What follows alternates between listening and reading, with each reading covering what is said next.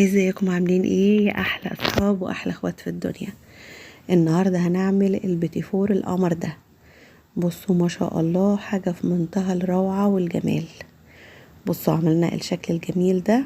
طبعا كله مش مكنه ولا اي حاجه، كله كده بكيس الحلواني زي ما انتي شايفه.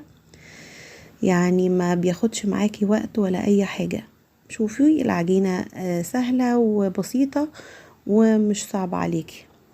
طبعا شكلناها بالاشكال الحلوة الجميلة الموجودة عندك في اي بيت ومن غير تعقيد خالص. عندك مكسرات شكلي بيها، عندك شوكولاتة، عندك فرماسيل، عندك فستق، اي حاجة موجودة عندك في البيت شكليها وجمليها بالشكل الجميل اللي انتوا شايفينه ده.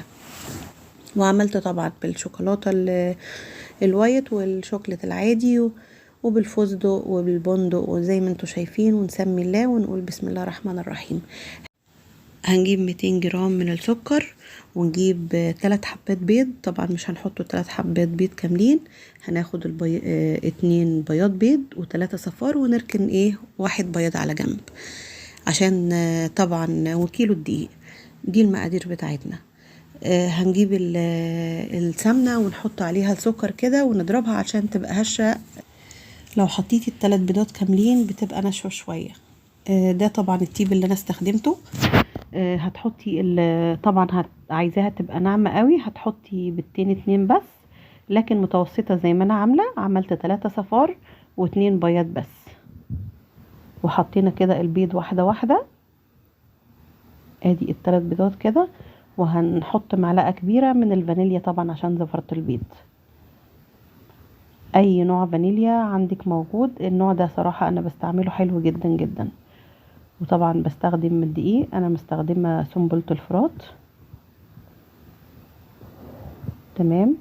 بنزل برضو عليهم كده واحدة واحدة، ياخد لفة برضو كده في العجان. شوفي العجينة طرية وبالشكل اللي انتوا شايفينه ده، مش بتبقى عجينة ناشفة ولا حاجة. اهي بالشكل اللي انتوا شايفينه ده كده. العجينة جاهزة. بسم الله نقطعها بقى. شوفي نازلة كده من التيب، شوفي سهلة ومش ناشفة. على طول اشتغلت فيها زي ما انت شايفة بالشكل الجميل اللي انت شايفاه ده.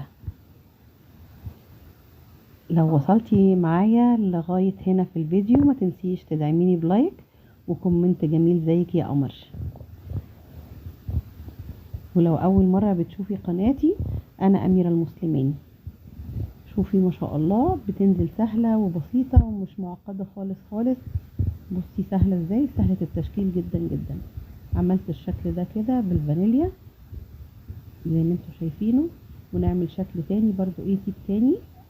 ادي شكل بنفس التيب اللي هو بتاع الوردات. برضو نعمل ممكن الوردات اللي انتوا شايفينها دي كده، وبنفس التيب هو بتعملي برضو الشكل ده بيها. يبقى بنفس تيب واحد عملنا شكلين مختلفين اهو. ادي كده الاشكال اللي احنا عملناها، ولا مكنه بتفور ولا اي حاجه. ادي الاشكال، اشكال حلوه واشكال بسيطه، والشكل المتعارف عليه بتاعه البيتيفور شكل رقيق جدا جدا. يلا احنا بقى كده خلصنا اللي بالفانيليا. نجيب معلقتين من الكاكاو، ومش هنضيف زبده ولا نضيف اي حاجه. هم بس المعلقتين الكاكاو. عندك بالحليب، عندك دارك، على حسب الكاكاو اللي عندك حطي. انا حطيت معلقتين، حاطه معلقه كاكاو دارك وحاطه واحده فاتح عشان برضو تديني تست حلو. وجملتها بالشكل اللي انت شايفاه ده. وطبعا وانا بشتغل بخبز على درجه 160. بصي بقعدها بالظبط من 10 ل 12 دقيقه عشان برضو تاخد اللون ده. ما يعني اكتر حاجه اقصى حاجه 12 دقيقه في الفرن، علشان طبعا ما تنشفش برضو وتبقى مثلا حاده معانا او كده بالشكل اللي انتوا شايفينه ده. ما شاء الله التسويه حلوه جدا جدا والشكل حلو قوي قوي. بصي ما شاء الله تسويه جميله جدا جدا.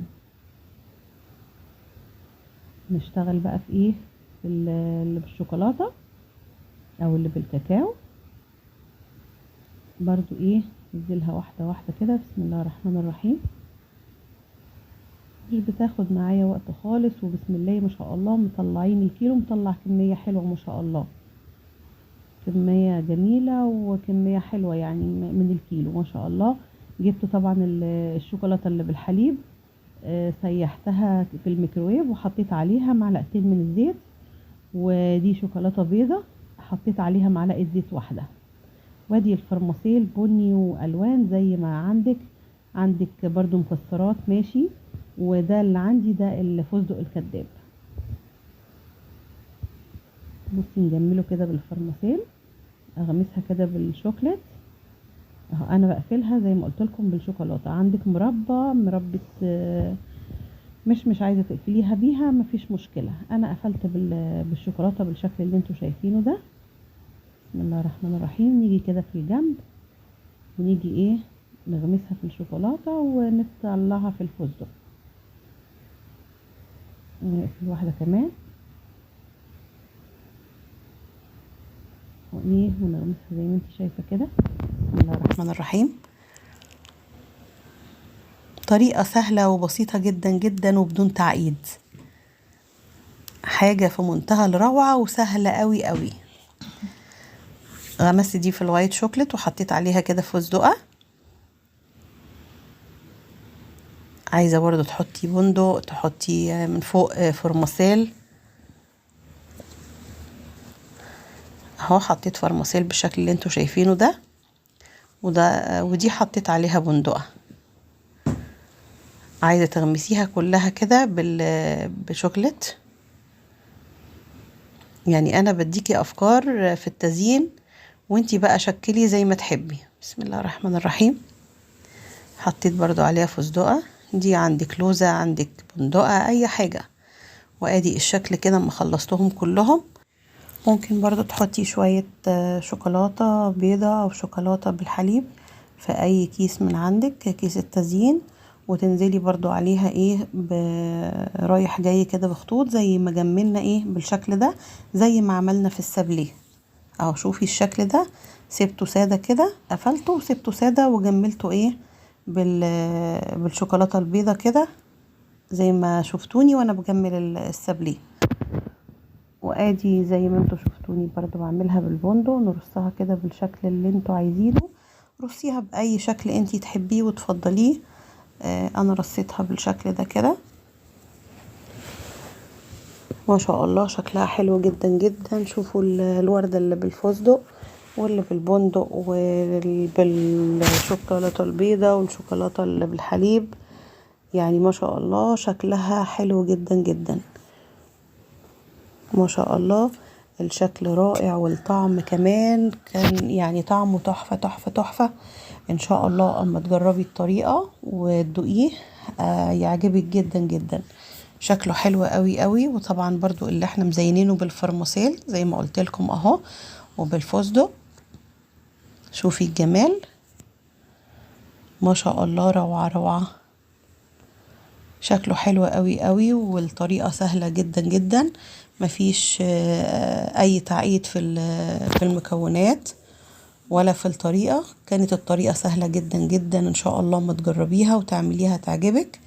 اشوفكم يا رب في فيديو جديد وعلى خير، ودايما كده مع بعض ومكملين مع بعض. وما تنسيش الكومنت الجميل والتعليق الجميل بتاعك. اشوفكم على خير في وصفة جديدة.